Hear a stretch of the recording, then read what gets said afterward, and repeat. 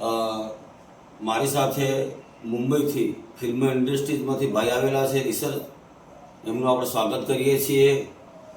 ભાઈ શ્રી સોમભાઈ છે, સેવા નિવૃત્ત છે, બોર્ડર સિક્યુરિટી પોસ્ટમાંથી નિવૃત્ત થયેલા છે. બિલકુલ શાંત સ્વભાવના છે. સ્વર્ગસ્થ અમારા પરદાદા પોજાભાઈ ધીરાભાઈ પારગી કા પૌત્ર મારી જમણી સાઈડે બેઠા છે ભાઈ શ્રી છગનભાઈ કાનજીભાઈ, એ બી પોજાભાઈ ધીરાભાઈ પારગી કા પૌત્ર છે. અને આ ભત્રીજા સૌથી નાનો રાકેશભાઈ છે.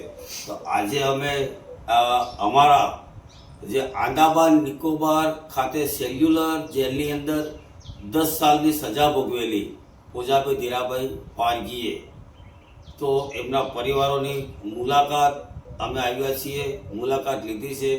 અને કેટલીક વાતો અમે જાણતા નહોતા, બરાબર છે, એ વાતો અમને જાણવા મળી છે. આજે અમે આ વિડીયોના માધ્યમ દ્વારા દેશવાસીઓને, ખાસ કરીને અહીંના અમારા લોકલ પ્રશાસનને 2 હાથ જોડીને વિનંતી કરીએ છીએ કે અમારા આદિવાસી સમાજના ને અમારા વિસ્તારના અને અમારા કુલગુરુ ગોવિંદ ગુરુ અને એમના પાટવી શિષ્ય કે જે પોલીસ દળના આગેવાન હતા, એમને 10 સાલ કાળા પાણીની સજા ભોગવી છે.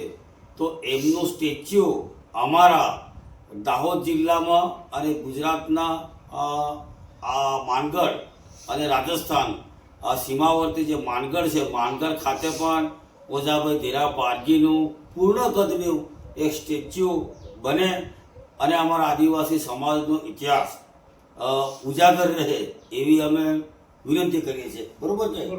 કારણ કે તમે સેનામાં નોકરી કરી છે, તમે એજ્યુકેશનમાં નોકરી કરી, હું પણ એજ્યુકેશનનો માણસ છું.